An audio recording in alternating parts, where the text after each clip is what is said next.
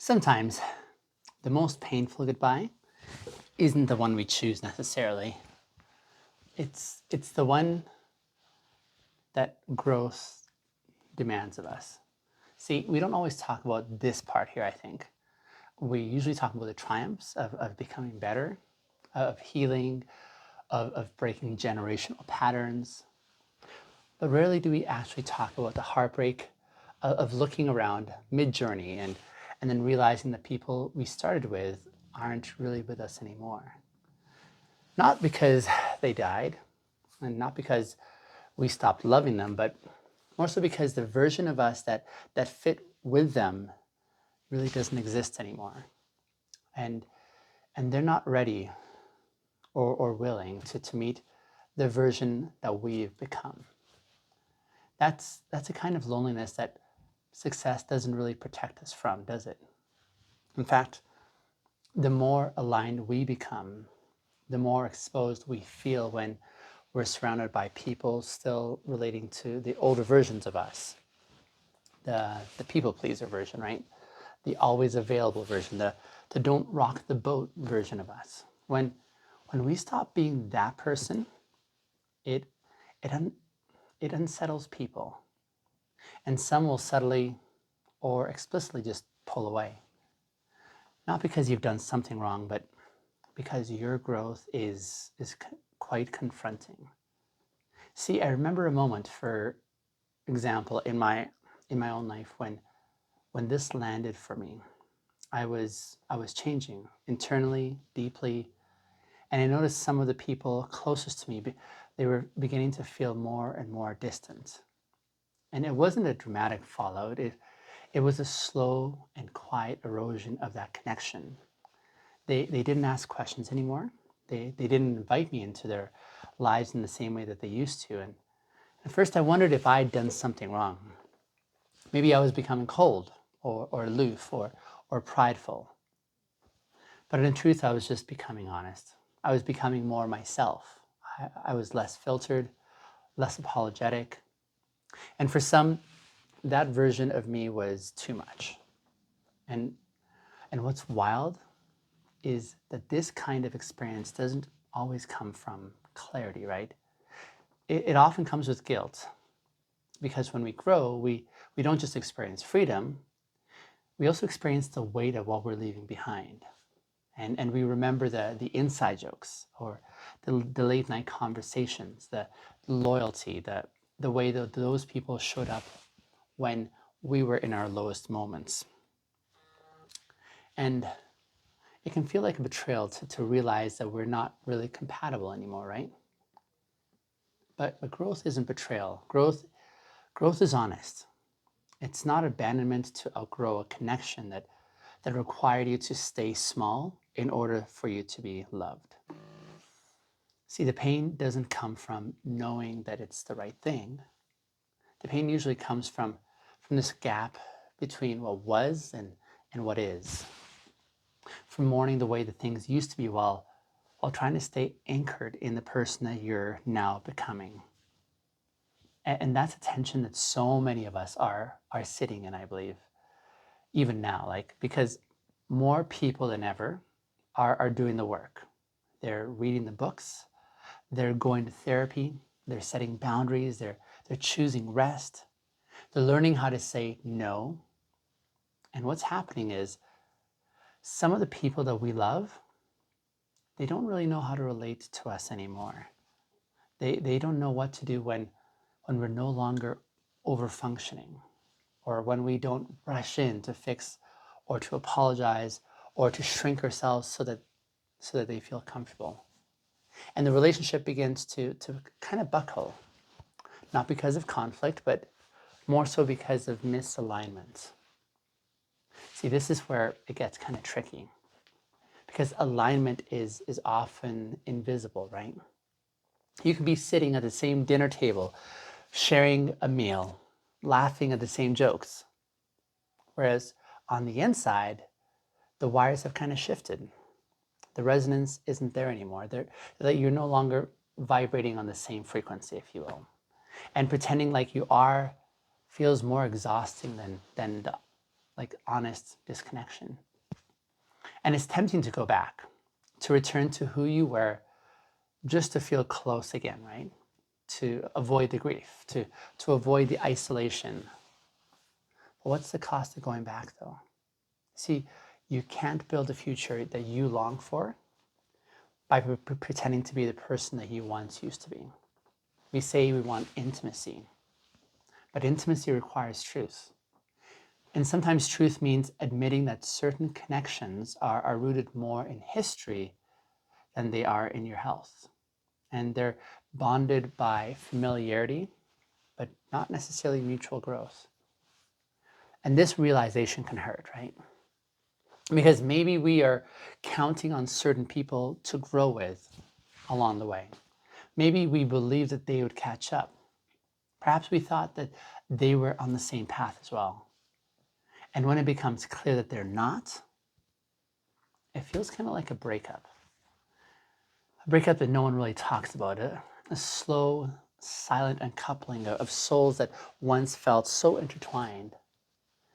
And it's strange how growth can make us feel like traitors, isn't it?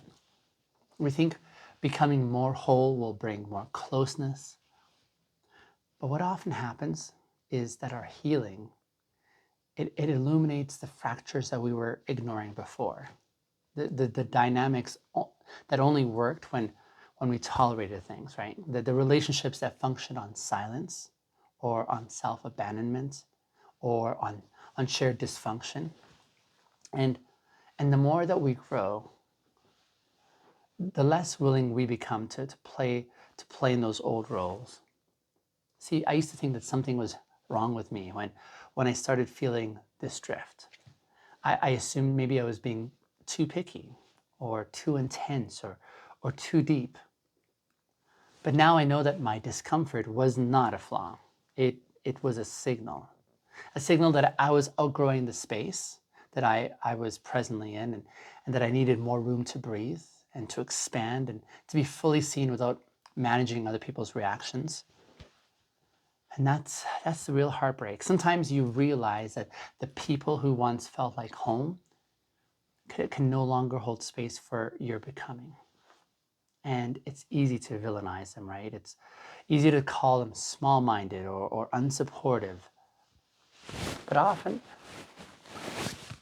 let's see, they're really not bad people. They're just not in the same season as you are. They haven't faced the things that you've faced, and they haven't asked the questions that you've been wrestling with. And so they don't know how to join you where you presently are going. And it's possible that they may not even want to.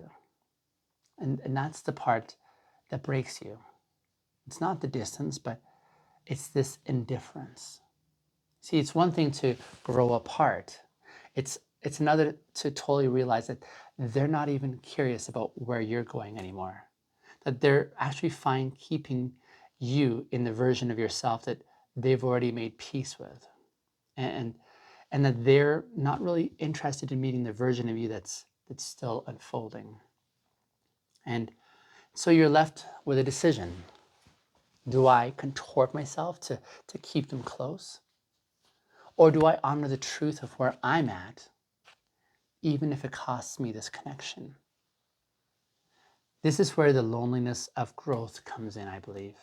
Because as much as we talk about our becoming into our best selves, we don't often talk about how that process can feel a lot like exile, like being cast out of the spaces that once embraced us.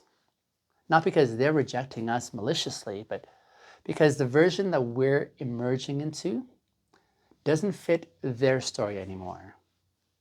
And it's especially confusing when the people who pull away are the ones who once cheered the loudest, right? The ones who said they'd always be there, the ones who celebrated our courage until our courage started asking some inconvenient questions, until our clarity started disrupting the comfort that they had in who we used to be. And the pain isn't just personal, the pain can also be spiritual, right? Because we're wired for connection. We're wired for community. And And when those roots start to unravel, it doesn't just feel like change anymore. It actually feels like loss. It feels like grieving something that technically still exists, but is no longer alive. You see their name in your phone, for example, and you sit across from them at gatherings, and you may smile and laugh and even hug, but underneath there's this quiet pain, this knowing, this recognition that the bond has shifted, that the intimacy has thinned out, and that the ease together is gone. And what's left is a choice to either pretend or to accept. Acceptance doesn't really mean you stop caring. Acceptance means that you just stop trying to resurrect what's already moved on. It means that you're honoring the version of the relationship that existed for a season, and then you let that season go. It means that you make peace with the reality that some people are meant to be chapters and not necessarily constants. And that doesn't mean that you're ungrateful. It just means you're being honest. Because your growth, it doesn't always look like an addition, right? Sometimes your growth also looks like subtraction. Sometimes it looks like you're shedding, like you're pruning, like you're creating space for what's next, even when you're not sure what's going to grow in its place. The hardest part, I think, of it's not just losing people, it's losing who you were when you were with them. The inside jokes that no longer land, the rituals that no longer feel real, the ways you once leaned on each other that now feel like emotional shortcuts. See, growth creates distance, not just between people, but even between your own memory and yourself. You can't go back, right? Not because you don't want to, but because you just don't exist there anymore. And if you're not careful, this can fill you with guilt. It's where you start questioning whether your healing has become this form of arrogance, or whether your boundaries are actually just walls, whether your clarity is just a mask for judgment. And you begin to wonder if you're becoming too hard to love, or too intense to understand, or too self-aware to be fun anymore. But I don't think any of that's true. See, what's happening is that you're becoming more honest. You're becoming more attuned. You're becoming more precise with your energy. You're no longer performing comfort to make other people feel okay. You're no longer trading your peace for approval. And you're no longer willing to self-abandon to maintain fragile harmony. And yes, that will feel like loss at first, because your nervous system, your nervous system was trained to equate a connection with sacrifice, and to learn that love meant shrinking yourself, that balance meant blending, and that acceptance meant silence. So when you stop doing these things, your body kind of panics. It tells you you're unsafe, and it warns you that you're going to be abandoned. But what's actually happening is that you're being real for the first time. And that's terrifying, because being real means being rejectable.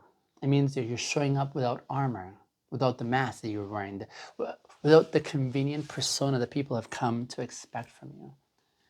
And when you do that, you don't just risk losing others, you risk losing the comfort of the roles that you've always played. But then you also gain something too in the midst of that. And what you gain is congruence and alignment and integrity.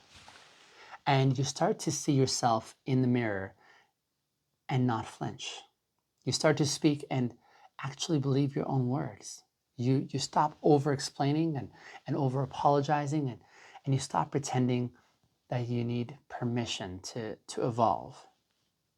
And slowly, something new begins to form in this space. And it doesn't happen all at once. It's not like a movie montage, but it's in these small and vulnerable moments, a conversation here that feels safe, a connection that doesn't require performance, a silence that didn't feel as awkward, a friend who met you where you were, not where you used to be. See, these are the signs that your growth is not a detour, it's a pathway. And here's something else to consider. The people who are meant for you, they won't need you to shrink to stay. They won't panic when you change. They won't guilt you for your progress. They won't cling to the outdated versions of you that helped you feel stable. Instead, they're going to ask questions and they'll cheer you on and they'll meet you with curiosity instead of control. See, that's how you'll know you're not too much. Because when you're finally surrounded by people who honor your becoming, it's then that you'll realize that you were never too intense, you were never too deep, you were never too ambitious, you were just too honest for the wrong room. Growth will always be costly, but it will never bankrupt your soul. So if you're in the middle of this stretch, if you're watching the gap widen between where you are and where others have stayed, take heart. It does not mean you're alone forever. It just means that you're in transit. And sometimes the loneliest parts of the journey are the clearest signs that you're finally on the road back to yourself. It's a strange kind of relief when you finally realize that you don't need everyone to come with you. Some people were never meant to walk beside your whole story. They were chapters, sacred, beautiful, formative chapters, but not the whole book. And honoring that doesn't make you feel ungrateful. It just makes you honest. See, there's this quiet kind of a grief that comes with this realization. And it doesn't scream. It doesn't throw tantrums. It just lingers and echoes from a home that you no longer live in, but still might dream about. And you might find yourself trying to revisit those spaces, sending a message, for example, or making a call, trying to find that old rhythm again. But sometimes the echo doesn't answer because that relationship, it only worked in the season where you were still pretending not to know what you know now. And there's no unknowing what's been awakened inside of you, right? You can see the manipulation far more clear. You can sense that energetic imbalance. You can feel the tug of unspoken resentment. You can hear the avoidance in the jokes. And you notice how the relationship has been hinging on your compliance or your availability or your shrinking. You can't unknow that. And that's not arrogance, that's awareness. And awareness changes so much, doesn't it? It changes what you tolerate, it changes what you give, what you say yes to, and what you say no to, what you're no longer trying to fix anymore. And sometimes the people around you interpret this as detachment or apathy or even betrayal because they were used to the version of you that stayed small to keep them comfortable. But you're not here to be the emotional crutch for other people's avoidance anymore, are you? You're not here to be that placeholder for growth that they don't want to choose. And you're not here to overextend yourself to maintain a connection that demands your silence or your regression. You, my dear listener, are here to be whole. You are here to be full yourself. And being whole will sometimes mean that you are misunderstood, especially by those who only knew the version of you that was easy to love because you made yourself easier to love. And yet, even in that misunderstanding, there's power. because you're no longer trying to contort yourself and your truth to be digestible. You're no longer leaking energy trying to prove that your healing is valid. You're learning to live with this constant sense of confidence in yourself without the applause, without the validation from others. You're learning to carry your evolution with quiet dignity, even when it costs you the company you once kept. See, that's the difference between growth and performance. Performance begs you for recognition, whereas growth is willing to walk away when necessary.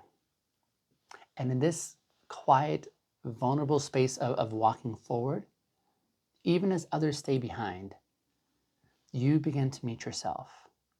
Not the curated version of yourself, not the codependent version, not the agreeable, diluted version, but the actual you. And in that self